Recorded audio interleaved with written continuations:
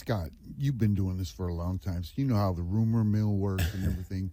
Over the past 6-7 weeks, maybe even before that, one name that consistently was linked to you, both here locally and nationally, was Jonathan Kuminga. Obviously, a deal didn't get done, but was there much substance to those rumors? And if so, do you feel you were close to getting it done? Well, one thing I don't want to do is talk about a player now that's on another roster that didn't get traded for. So other than just say we obviously had interest in the player this summer, and I'm going to have to leave it at that now because I don't want to get into the minutia of different conversations with different organizations. Because you guys have to remember, I got to be back here in a few months dealing with all these teams again in terms of whether it's trades to be made and things of that nature.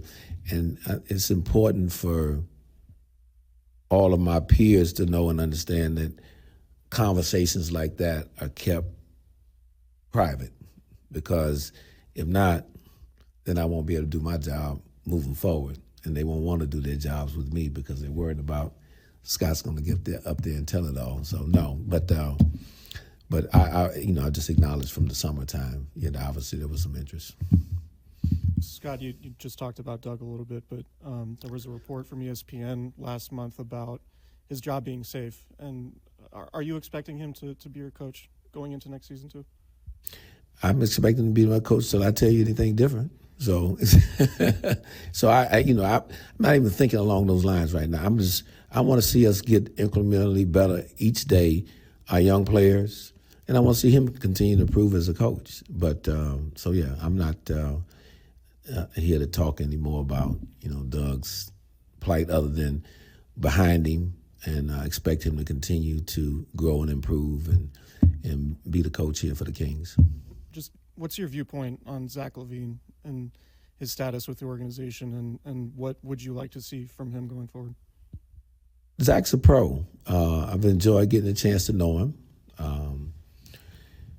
Obviously he's a guy that's a very capable scorer in this league, and he's done it for a long time. So, like anybody else, we'll continue to evaluate him and his presence here with the organization.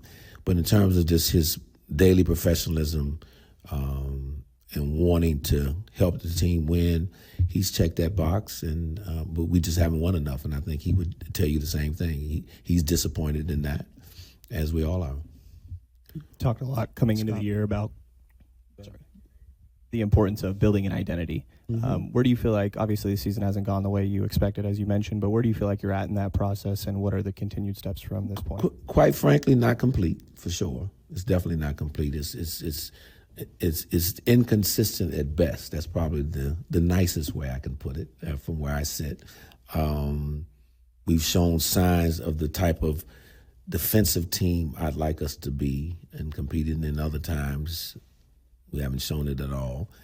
Offensively, we've shown signs of, again, you hear me talk about team-oriented and sharing the ball, where the ball's really moving and we're playing with good pace and sharing the game, but then at times that we're not.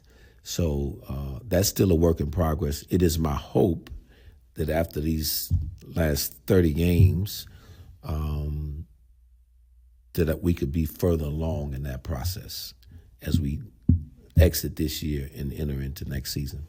And rotationally, we've seen Doug lean towards playing the young guys a little bit more recently. He said something that you're in alignment with. How much are you encouraging that, and something we could expect moving forward? I think it's very important, again, when you talk about where we're at now today, I think it would be a little remiss of us as an organization if we don't develop the young guys at this stage of the year. We're not in playoff contention.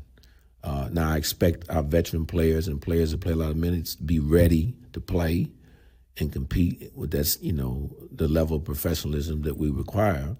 But they've been around the league long enough too to understand it's important for us to grow these guys, because these guys are going to be an important part of the foundation that we are establishing here as we move forward. So I want to see Nick Clifford, Maxime Renault, and Dylan Cardwell, and Keegan Murray's been in the league a couple of years, but he's in that young bucket. When he comes back, to see how they can start to grow together.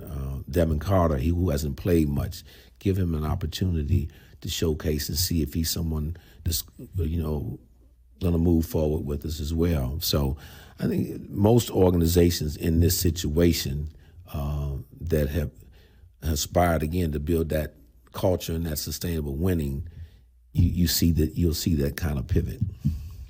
Scott, you mentioned that this is the last stretch in the NBA season. I mean, how do you guys balance putting, a competitive team in this last stretch if you guys are considering looking forward in the 2027, 2028 season?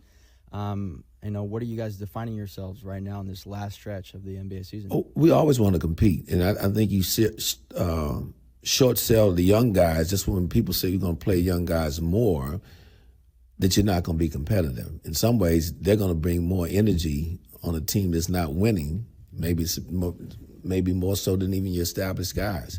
So, no, we want to compete, and I want to win as many games as we can, because I think it's important for the mental health of the organization and for the locker room that the guys can play 48 minutes and come in that locker room with some wins and not all losses. That's important as you build. I've never subscribed to, and we're not doing this, so let's be clear on that, to what I would call institutionalizing losing. No.